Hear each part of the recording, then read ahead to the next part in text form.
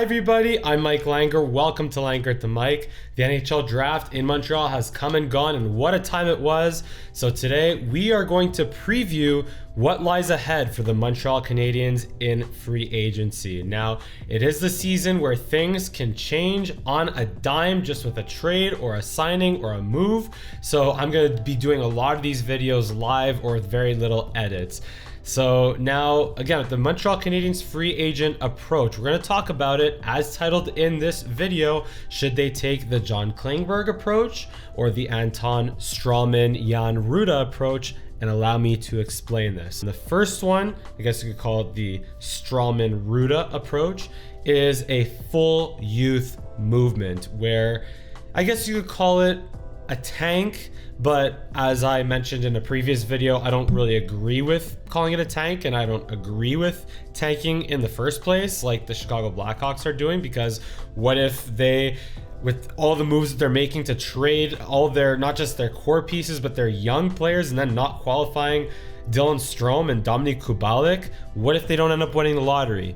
Who knows? But anyway, so for the Canadiens, if their version of a quote-unquote tank or youth movement, as I'd like to call it, would be to continue prioritizing financial flexibility. And that is, they should absolutely trade Josh Anderson and Jeff Petry and Christian Dvorak and Mike Hoffman and whoever else they could get off their books.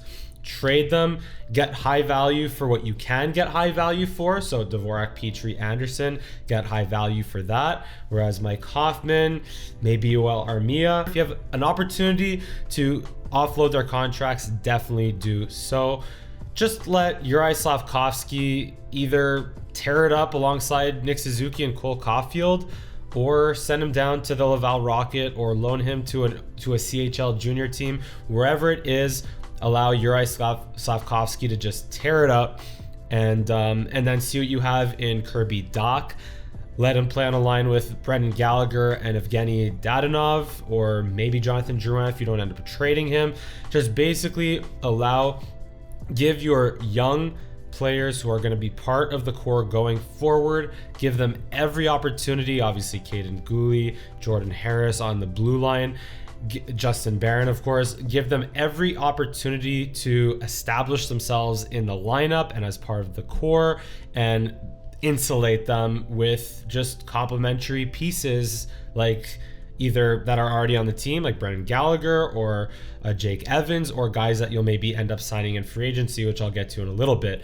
Then in terms of goaltending, keep Jake Allen and platoon Allen, Montembeault, who you'd have to sign, who they might not qualify, which I'll also get to. Restricted free agents, the qualifying deadline is Monday, today at 5 p.m. Eastern.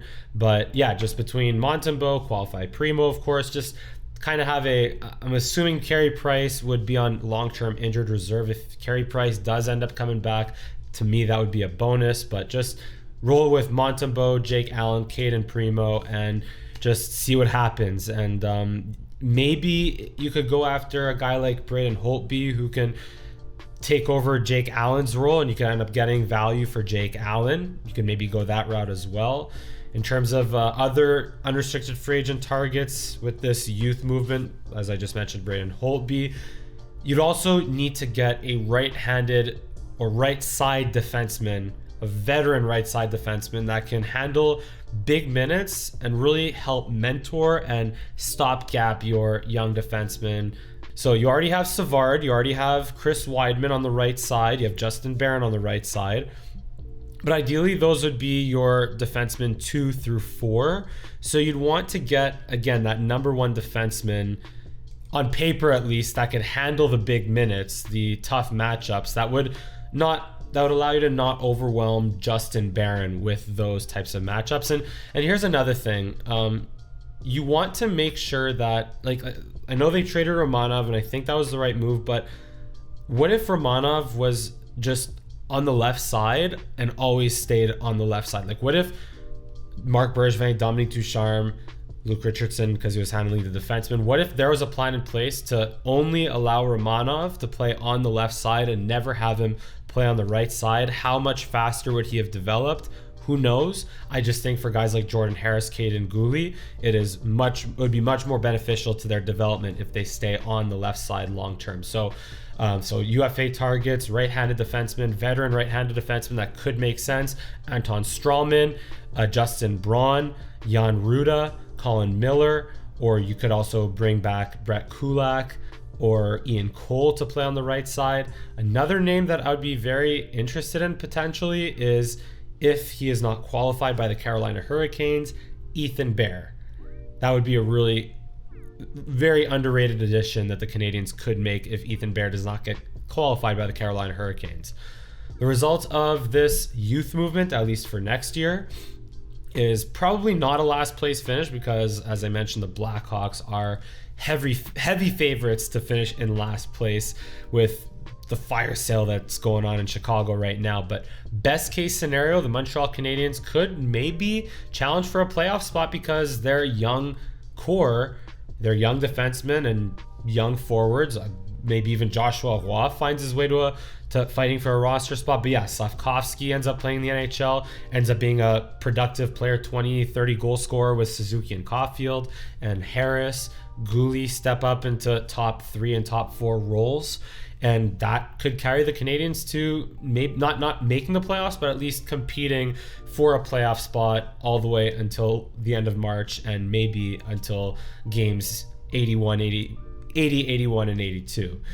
But again, worst case, that's the best case scenario. Worst case, you're not going to finish in last place, but you could very well be in the top 5, get a top 5 pick in next year's draft, or a top 10 pick in next year's draft. And with the draft lottery, who knows, maybe the Habs will be very lucky and win again and be in a position to select Connor Bedard, but that is not something that you can count on. Let me be very clear about that. Now, the second way that the Canadiens can approach free agency this offseason, and this is a little more chaotic, a little less realistic, but it's always fun to have fun, especially in July, and it's the offseason, so why not? The second approach would be the John Klingberg approach, as in not just competing for next year. I don't want to make it sound like it's just about that, but you're essentially building the foundation for your long-term competitive window. And from a free agency standpoint, as I mentioned, you would, I don't want to say like you don't absolutely have to land John Klingberg, but I'd want to try to sign John Klingberg long term. And if not, then try to make it work with Jeff Petry. Try to keep Jeff Petry. And the reason for that is because the Canadiens at center and at forward in general, they have long-term answers at center and at winger. They got obviously Nick Suzuki, established number 1 center on the team already. Kirby Dach could emerge as a top 2 centerman, maybe not, and the Canadiens will be right back to square one with at center, but at least the answer is there for a number 2 center. At wing, obviously they just drafted Slavkovsky first overall. They got Cole Caulfield, they got Joshua Roy coming up, they got Josh Anderson, Brendan Gallagher, Evgeny Dadonov, Jonathan Drouin. They got plenty of forwards, plenty of wingers to compete, or at least to be competitive. And Slavkovsky, Caulfield could be top wingers in the NHL, of course, but they have left-handed defensemen abundantly. Again, Gooley, Harris, Jack-Eye possibly, but they're missing that number 1 right-handed defenseman. And a lot of teams could say that, but if Jeff Petry gets traded, then there will be a massive absence on that right side of their blue line, and that is where, again, I don't want to see them playing their young left-handed defenseman on their off wing. That should be something for a veteran like Brett Kulak, if you bring him back, or Ian Cole, who has played on the right side before, guys that aren't part of the long-term future. But there isn't a right-handed defenseman in the organization right now. If you trade Jeff Petry, even though Jeff Petry isn't that number 1 defenseman, he could at least handle the responsibilities to a certain extent of being a number 1 defenseman. So that's why if the Canadiens do trade Jeff Petry, I would at least try, or more so the other way around, I would try to sign John Klingberg. And if the Canadiens manage to sign John Klingberg, they could trade Jeff Petry. But if not, keep Jeff Petry, make it work. Then also keep Josh Anderson along those lines as well. trade Christian Dvorak only if they can sign or trade for another veteran defensive center. Now, here's an interesting situation where a guy I mentioned on Twitter at Mike Langer is Luke Glendening on the Dallas Stars. If Jeff Petry ends up getting traded to Dallas, Luke Glendening, obviously Maverick Bourque, who's in the organization, would be a great return as well. But if Luke Glendening could be part of that return, not 1-for-1 for Jeff Petry, but part of that return back from Dallas, a defensively responsible bottom six forward who is one of the top face-off specialists in the NHL, that would allow the Canadians to then that would allow them to move Christian Dvorak, or that would make Dvorak that much more expendable.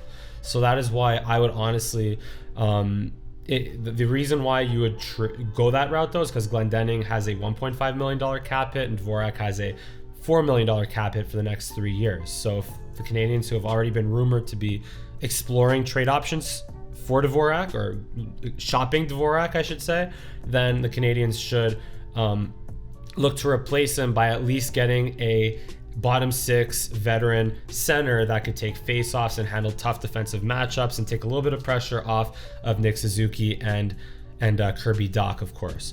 Then, of course, the final step to that, just because this would require cap space, you've got to unload Mike Hoffman and possibly Dadonov at all costs, preferably Mike Hoffman, of course, because you got to create cap space. Now, the one thing in this scenario where I just don't have an answer or a plan for is the goaltender position, because the Canadians, again, they have forwards, they have centers, they have left-handed defensemen, but if they trade Jeff Petry, don't have a lot of high-end right-handed defensemen, and they also don't have a clear answer to their number one goalie spot. It could be Caden Primo or 2-3 years from now, but I don't think he's there yet. He had a great run with the Laval Rocket in the playoffs, but I don't think Caden Primo is there for at least another 2-3 years. So that is why the Canadians might have to find a goaltender. I mean, Kent Hughes, again, admitted just as the season ended that he does not see a number one goaltender in the Canadiens organization right now, or there's no one capable of being a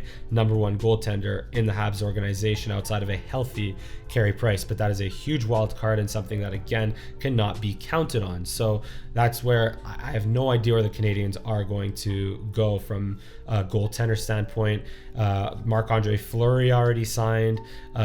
Even the Avs acquired Gorgiev from the Rangers. So there's the Husso obviously got traded as well, so he's off the market and he's signed to a long-term deal as well. Campbell is probably going to sign either in Toronto, Edmonton, who knows, probably not Montreal. So all this to say, I have no idea where the Canadiens are going to go at goaltender. So but in this case, you're not just looking for a goalie that can handle, you're not just looking to keep Jake Allen or sign Braden Holt, be a guy that would platoon with Montembeault and Caden Primo, but in this case, you would be trying to answer your goaltending position in the immediate to long term if possible. And I'm talking about getting crazy, like trading for Semyon Varlamov or Sorokin, maybe going after Korpisalo, who is still improving at the NHL level but has a little bit more experience, at least as a number one goaltender or partial number one goaltender.